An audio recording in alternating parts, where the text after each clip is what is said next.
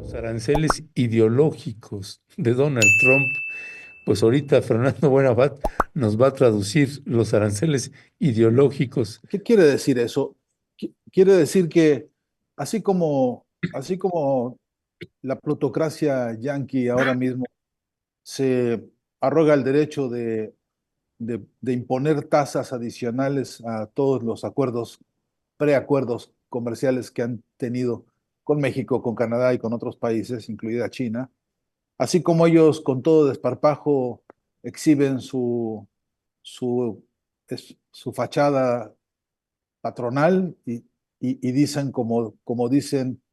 que van a poner el mundo a sus pies, que ellos están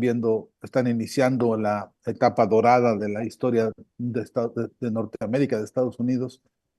así como con todo desparpajo dicen ellos que son dueños de los valores más destacados para la historia actual de la humanidad, pues así eh, sobrecargan su léxico, su paquete ideológico, el enredo, por cierto, también político, ideológico, fundamentalmente anticomunista, que Donald Trump anoche mismo desplegó como si fuese una de sus más preciadas banderas. Así que ellos quieren a su ya de por sí odiosa mentalidad imperial, ahora quieren sobrecargarla con otro conjunto de pues esto, de aranceles ideológicos que recorren tres o cuatro líneas, a mi entender, las más escandalosas. Son muchas más, pero destacaré solo estas porque son las más escandalosas. Una es que a todo lo que ellos dicen siempre, a toda esta presunción de superioridad, mejor dicho, de supremacismo, a a todo este despliegue de autoproclamarse salvadores del mundo, a esta manía pertinaz de querer convencernos de que todo lo de ellos es siempre mejor en calidad y en cantidad, a esta necedad incluso permanente de querer presumirse como una democracia, cosa que cada día es territorio de más dudas y de más contradicciones y de más contrariedades. Bueno, así como se presumen ellos de ser este país desarrollado,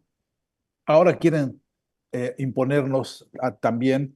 las otras dos condiciones de esto que yo llamo ahora mismo los aranceles ideológicos, y son uno, que deberíamos estar agradecidos con ellos, que ellos quieren que estemos agradecidos con su obra, tal como ellos la definen. Además, ellos quieren que nosotros aprendamos a educar a nuestra prole y decirle a nuestros hijos que esa es la mejor herencia que se puede recibir, caminar siempre a la sombra de la mano y al servicio del imperio, y además considerar que una vez que somos agradecidos y que consideramos que esa es la mejor herencia para nuestra prole, encima también subordinarnos todos a repetir eh, como loros, si me perdonan los loros, porque por cierto no tienen culpa de esto, pero a repetir hasta el cansancio que ellos son eso, la salvación, la orientación y la democracia en el mundo. Anoche mismo, por fortuna, anoche mismo desplegaron a la vista del mundo justamente el conjunto de adefesios ideológicos con que están operando hoy por hoy en la realidad mundial. Están pretendiendo convertir, como habíamos ya dicho la semana anterior, convertir esto que ellos llaman paz en un nuevo negociado para quedarse con los recursos naturales del pueblo de Ucrania. Están haciendo lo imposible para reconvertir todo su aparato bélico. Ayer mismo Donald Trump decía casi con admiración y con pleitesía que había que seguir el ejemplo de Israel, que tiene construido una especie de techo protector para que nunca nada y nunca nadie les haga daño en términos de un episodio bélico. Quiere armar a la policía hasta los dientes, quiere desarrollar operativos de persecución contra cualquiera que ellos consideren delincuente. Incluso ya se han permitido convertir en llamar terroristas a todos aquellos que a ellos se les antoja, que no les gustan, que no les convienen o que les representan algún temor. Eh, Han incluido desde luego a las bandas, a las pandillas de narcotraficantes, pero como no somos ingenuos y como ya lo hemos visto varias veces, este mismo espectáculo y hemos escuchado estas mismas baterías ideológicas en no pocos protagonistas de la presidencia norteamericana, ya sabemos que esto incluye a toda disidencia, esto incluye convertir en terroristas a todos aquellos que levantan una mirada crítica y a todos aquellos que exigen dignidad para los seres humanos. Esta sobredosis, esta sobrecarga de valores y de principios y de palabrerío moralista de la plutocracia imperialista, ahora mismo se muestra,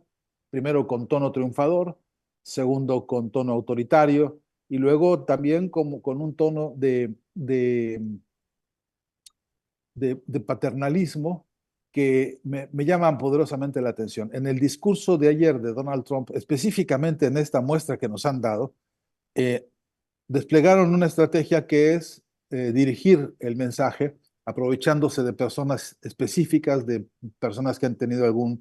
han padecido algún hecho de violencia o alguna circunstancia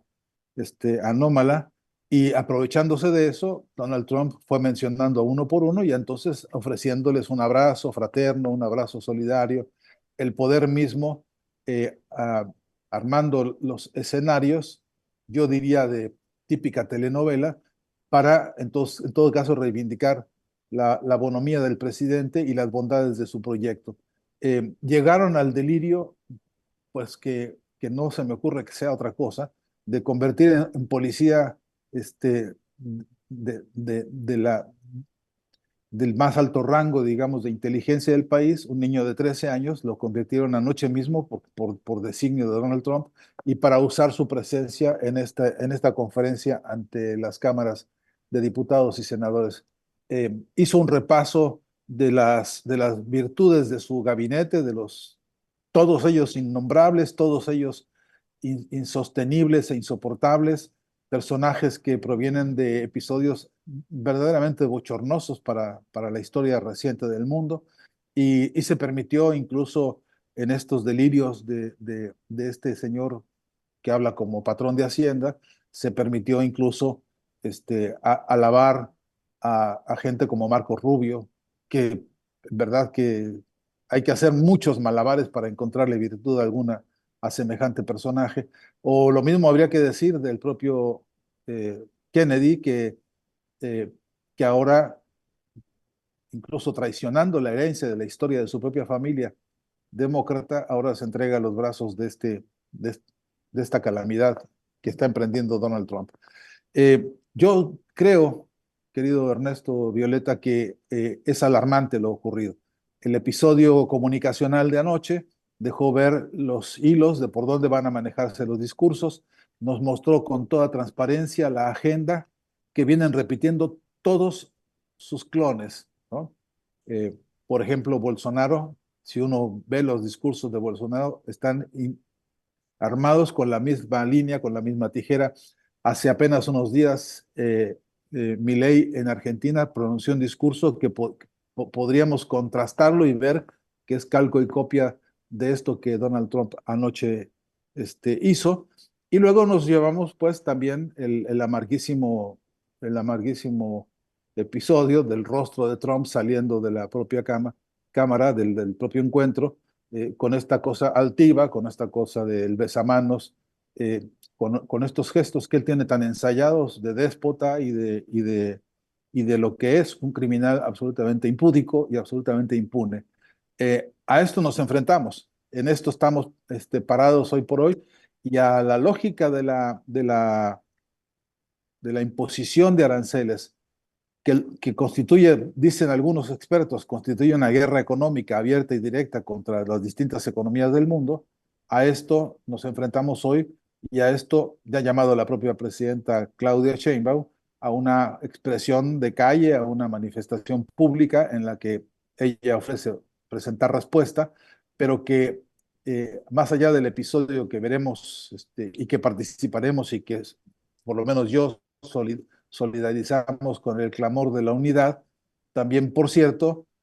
hay que asumir y entender que esta es una batalla de largo plazo que vendrá, se convertirá muy pronto en un despliegue de guerra comunicacional en todo el planeta, porque los planes de ellos, justamente, más allá de que puedan o no puedan, son efectivamente macabros y efectivamente inspirados por esta idea de los aranceles ideológicos, ¿no? Muchísimas gracias, querido doctor Fernando Buenabad. Gracias que lo que nos estás comentando. Y pues muchos y muchas analistas estaban diciendo ayer por la cantidad de aplausos que hubo, a ver ahorita cuál es tu impresión, pues que se parecía a los premios Oscar, ¿no? O sea, veíamos ahí atrás de él, pues al vicepresidente, se paraban cada 2 o 3 minutos a aplaudir y todos, bueno, los de su ala, los de su partido a aplaudir. Pero vimos algo que resaltó mucho y yo quisiera, ya un poco comentaba sobre esto, sobre el personaje, ¿no? Él llega y dice, Estados Unidos ha vuelto, ¿no? Así incluso esta frase fue retomada por varios periódicos ya a nivel internacional o en varios portales, ha vuelto Estados Unidos, con él ha vuelto, ¿no? Y otra cosa que llamó mucho la atención es de soy el mejor presidente y ahí retoma George Washington y dice pues que es el mejor presidente, ¿no? Está por encima o se compara a él con George Washington. Y esta característica que es lo que abre el discurso, pues a mí me parece y que claro va a predominar, pero también, ¿no? Los que lo rodean al aplaudirle cada 2 minutos y en particular a mí me llamaba mucho la atención la actitud del vicepresidente atrás pues realmente es preocupante, o sea, no tiene ningún límite, no tiene ninguna crítica cercana a él y bueno, pues esto me parece pues que en el caso específico de los aranceles, pues que solo podría ser detenido y así, no sé cómo lo veas tú también, Fernando, pues con los resultados que estamos viendo, desafortunadamente digo que solo pudiera ser detenido ahí, en el mercado financiero que está teniendo pues muchos tropiezos ya ahorita y entonces vendrá un fuerte reclamo por ahí. Pero ¿cuál es tu apreciación sobre esto, querido Fernando? Sí, yo creo, Violeta, quizá llevado por mis excesos y quizá llevado por mis limitaciones en información, pero aunque trato de estar lo más al día posible con los datos de la economía, que para mí sigue siendo la columna vertebral de todas las explicaciones, ¿no? Mi abuelita me decía, cuando no entiendas por qué hay un problema, fíjate en lo económico, ¿no? Y eso, como ya lo había dicho Marx alguna vez, siempre me pareció muy atinado, porque hay una clave que hay que andar a profundidad con esto. Tengo la impresión de que el aplausómetro de anoche es equivalente a la inseguridad que tienen ellos en términos de la silla que están ocupando. Tengo la impresión de que bajo una perspectiva, perdón por la palabreja, no quiero que suene petulante, pero en un análisis dialéctico de las circunstancias, todo este clamor tiene adentro de sí, en su alma y en su corazón, una contradicción potente, y es que yo creo que no están tan seguros de lo que está pasando. Yo creo que sienten que esta hoy por hoy tripolaridad mundial, esta presencia de China en el planeta, con el desarrollo que ha tenido, la presencia y la fuerza y la influencia que ahora mismo tiene Putin no solamente en la región allá en Ucrania, sino a nivel planetario, porque más de un mandatario en todo el planeta ha suscrito y se ha inscrito en la intencionalidad de ver cómo esta guerra, esta guerra contra la OTAN, por cierto, hay que siempre insistir en esto, tenga una finalización clara, que además le ponga cadenas y encierre a la OTAN en un proceso de desintegración, porque verdaderamente que se ha convertido en un aparato macabro, escandaloso. Y, y hay que decir que no tiene todas consigo Donald Trump cuando se pone de hablador y de bocón diciendo que tenemos la fuerza y tenemos la seguridad. Se le olvida referir, por ejemplo, el problema del déficit financiero de su país, quizás 70% de los dólares norteamericanos pertenecen hoy por hoy a China. Se le olvida que están endeudados hasta la coronilla y que realmente buena parte de su argumentación trata de contentar a sectores industriales nacionales que están realmente enojados porque han venido viendo retrocesos muy serios y que no basta con que una mafia como la mafia inmobiliaria pretenda tomar la vanguardia hoy, desplazando a otras, y porque esto a las claras también me hace ver, si, si no soy víctima de mis propias exageraciones, que la lucha interburguesa está recrudeciendo en ese imperio. Yo quiero pensar, quiero analizar y quiero profundizar en la idea de que todo lo que, bueno, a ver si lo sintetizo mejor, mi abuelita decía, hoy, perdón ustedes por referir tanto a mi abuelita, pero ella decía, Está muy eh, bien, son sabias, son sabias. sí, decía, no todo lo que brilla es oro, decía, ¿no? Decía también, caras vemos y corazones no sabemos. Y cuando el esmero de un poder como este, de la expresión de un capitalismo tan decadente, tan en crisis, tan lamentable y tan destructivo como este que representa hoy por hoy Donald Trump, se exhibe con esta especie de lujuria de ego, con esta especie de fascinación por sí mismos, en la que, como bien dices,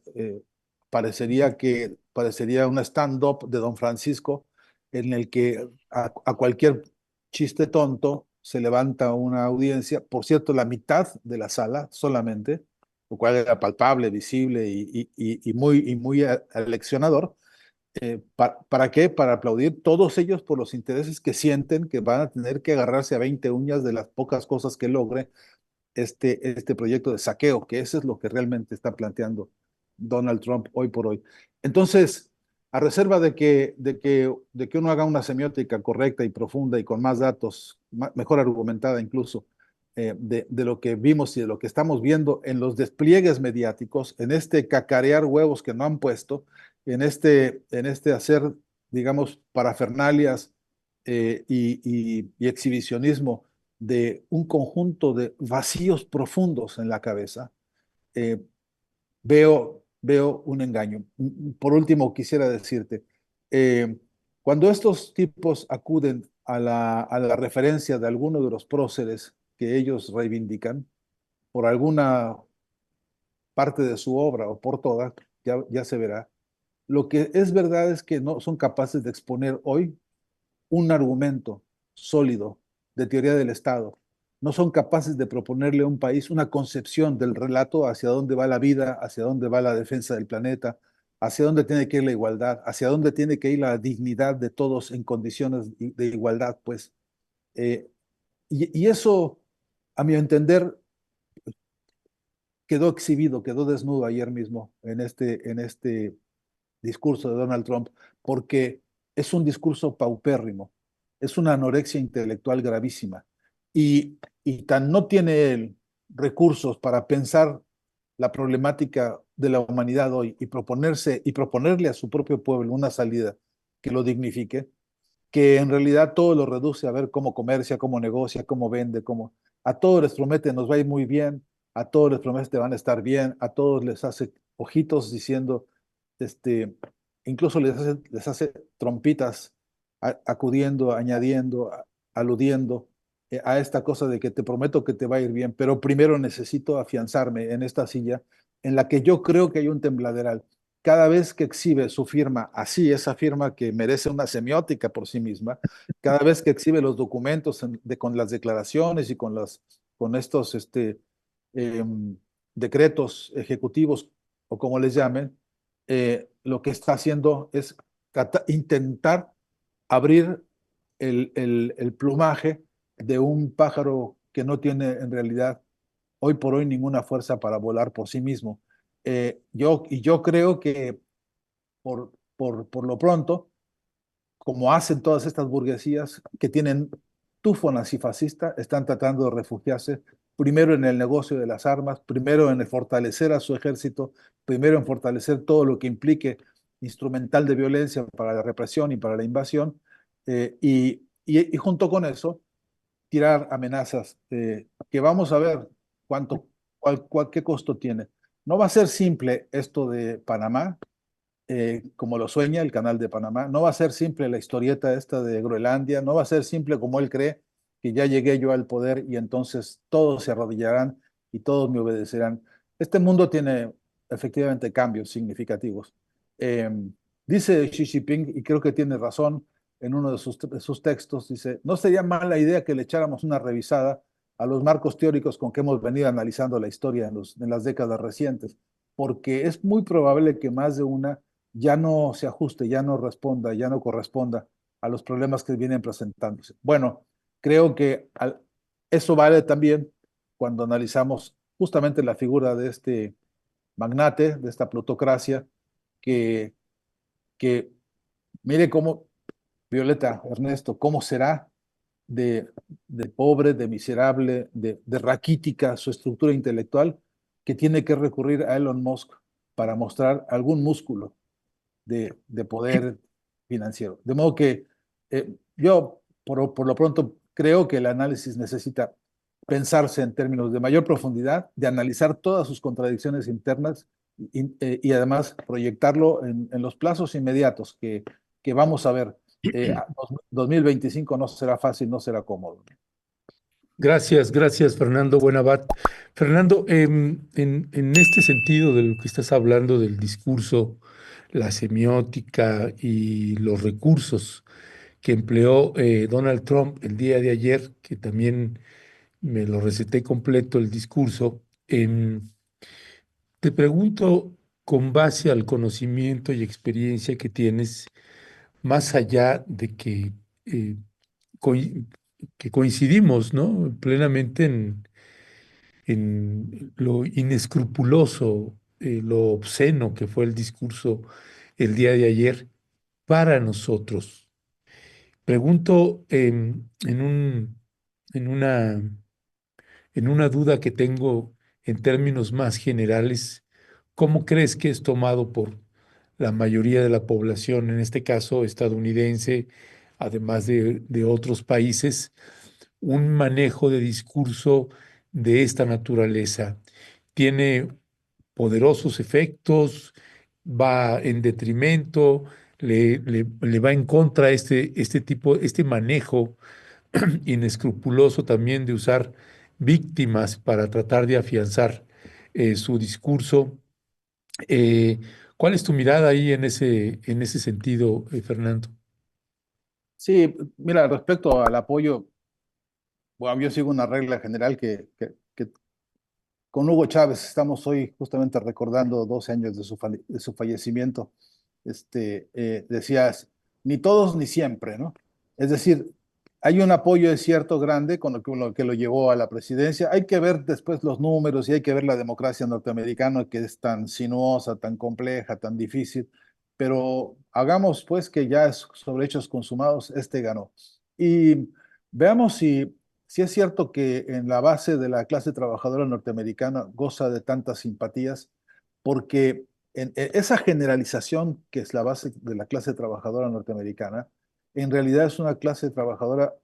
fuertemente dañada, fuertemente atacada, fuertemente herida por la desinformación, por la despolitización y por la lógica del espectáculo. Yo, desde luego que nada de esto que digo tiende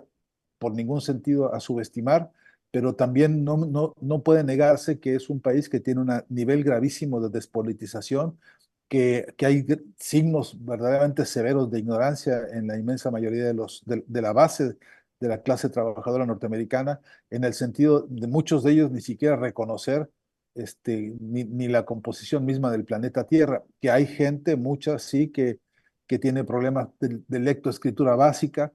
que acceder a escuelas superiores o universidades en esos territorios es una complicación y por lo tanto, en términos cualitativos del voto, creo que hay pesa mucho más el despliegue brutal que hubo de tareas publicitarias, de propaganda, etcétera, y que es un sector de la población que, a mi entender, tiene una predilección o tuvo el sector que votó por él una predilección hacia su proyecto, pero que en verdad yo creo que votaron por una figura más que por un proyecto. Y eso tiene sus muchas debilidades políticas. Después hay sectores también, por ejemplo, de las llamadas clases medias o de los sectores industriales. Te digo porque habiendo vivido allá algunos años, me atrevo a decir más o menos algunas cosas que sí vi, que sí aprendí. Por ejemplo, es muy difícil que tú logres conquistar la simpatía de los sectores industriales norteamericanos, que en su inmensa mayoría, metidos como están en los dogmas de fe de las más diversas iglesias, por cierto,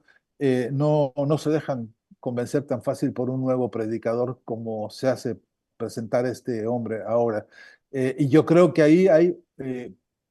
votos de conveniencia, apoyos de conveniencia, simpatías de conveniencia, siempre y cuando parte de lo que promete cumpla en términos de ganancias, y esta es la clave también para entenderlo. Y también creo que hay otros sectores, digamos, de cierta intelectualidad, que hoy en algunas universidades, como la de Berkeley y como la de Harvard, lo sé porque he hablado con compañeros ahí, están muy enojados por el saqueo que han hecho de la economía norteamericana para destinarla al capricho de la ofensiva de la OTAN en Ucrania. Entonces, para ver si puedo responder algo medianamente claro a tu pregunta, Ernesto, creo que eh, es un fenómeno, sí, de propaganda, es un fenómeno que ratificó un estilo que algún sector ya conocía. En la anterior elección eh, tuvo apenas un margen muy estrecho de votación a favor. Después perdió también con un margen estrecho frente a Biden. Y, y esta derrota de Biden en su grupo, en su mente, en su cabeza, quedó marcada como una huella y como una herida. Ayer se dedicó una y otra y otra y otra vez a denostar a Joe Biden, y esto quiere decir que hay un peso específico en ese sector de la población y del electorado que a este le incomoda mucho en el zapato, y que creo que es un síntoma interesante para ver cómo las cosas no son como las pintan, y que si hoy tiene algún apoyo, es muy probable, como está pasando en Argentina con Milei, que ellos terminen chocando todo contra sí mismos, contra su propio discurso y contra su propia realidad, en principio porque de todo lo prometido, creo que van a poder cumplir apenas el 10 o 15%, a pesar de que él diga que ya en muy pocos días ha podido avanzar a toda velocidad. Eh, es una fábrica de engaños, Ernesto, y creo que a nosotros nos pone a prueba. Eh, no debería existir un fenómeno así. Si nosotros estuviésemos mejor organizados, si tuviésemos una fuerza más clara, si tuviéramos menos autoproclamaciones, si tuviésemos menos sectarismo, si tuviésemos pues más de lo que se necesita para construir la unidad de los pueblos, esto no podría ocurrir. Esto no debería ni siquiera preocuparnos. Buena parte de lo que reflexionamos hoy en términos de el poder que han secuestrado tiene que ver con que nosotros no hemos sido capaces ni en Latinoamérica ni en la hermandad con la clase obrera y trabajadora norteamericana para crear una fuerza conjunta, ¿no? Muchísimas gracias, querido Fernando. Yo ahorita ya nada más continúo por audio porque tengo que volar a la universidad. Pero ayer también, Fernando, veíamos entre estos aplausos de cada 2 minutos, veíamos que uno de ellos a mí me llamó la atención, que sobresalió al principio, fue lo del cambio de nombre del Golfo de América, del Golfo de México por Golfo de América, ¿no? Eso me llamó muchísimo la atención. Fue uno de los primeros momentos donde pues se pusieron de pie los que están del lado de él, ¿no? Así de manera masiva. Y bueno, y eso lo tejo, y también pedir tu opinión con esto que estamos viendo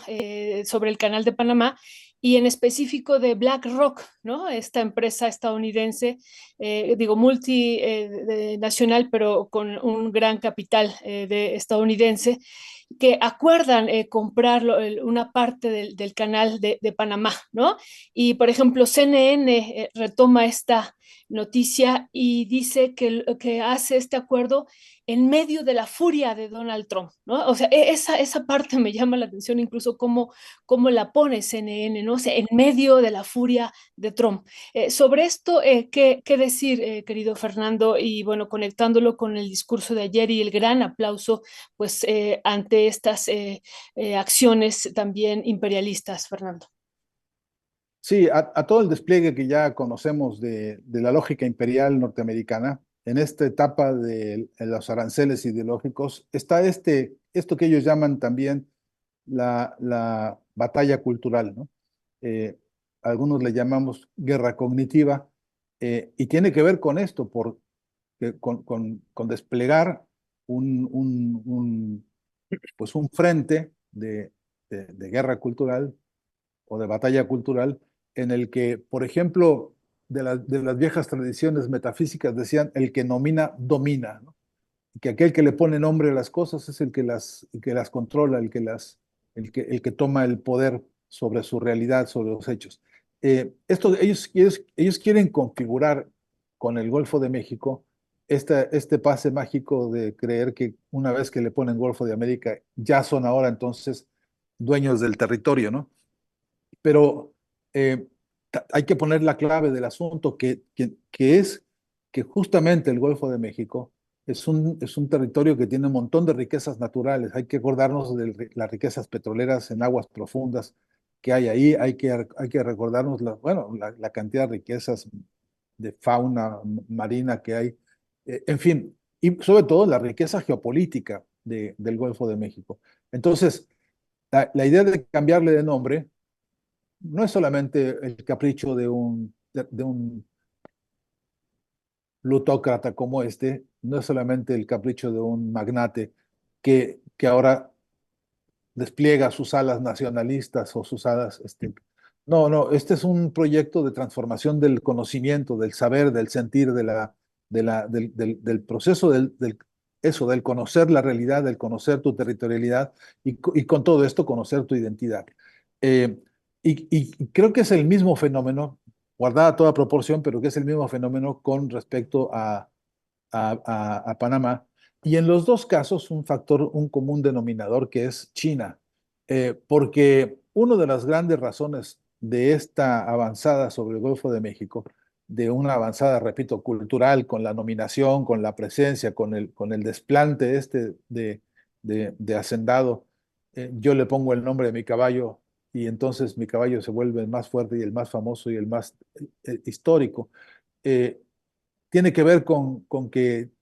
no quieren que China transite de ninguna forma por esta zona del Golfo de México, como se ha visto ya en varios acuerdos y en varios episodios relacionados, además específicamente con Venezuela y con Cuba. Y por cierto que con respecto a Panamá, esto sería uno de los sueños orgásmicos de Trump, el poder impedirle a China cualquier posibilidad de tránsito o complicarle la vida al máximo, eh,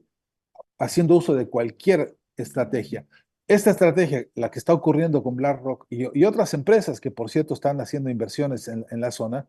tiene que ver con que no con que le obedezcan el capricho de Donald Trump, sino porque se paran ahí para imponerle condiciones también a Donald Trump. Y esto, a mi entender, es un ejemplo más de cómo se están desplegando las luchas interburguesas en Estados Unidos y cómo entre ellos no son como hermanitos, no se aman ni se quieren como si fuesen de toda la vida hijos de la misma crianza. Lo que tienen ahí es una lucha por los intereses económicos y también por el control geopolítico en un mundo en el que, repito, ya no está tan fácil.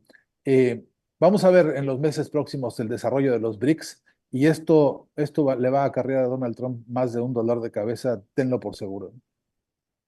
Pues Fernando Buenavat, como siempre, un placer tener esta conversación contigo. Te mandamos un fuerte y fraterno abrazo y pues si está cara la energía, un buen ventilador, Fernando Buenavat, que le sea leve ahí la calor, como dicen en mi pueblo. Un fuerte abrazo y ahí seguimos al habla. Pues aprovechando la circunstancia, va un cálido abrazo para ustedes dos y para toda la audiencia. Muchísimas gracias. Abrazo fuerte, fuerte.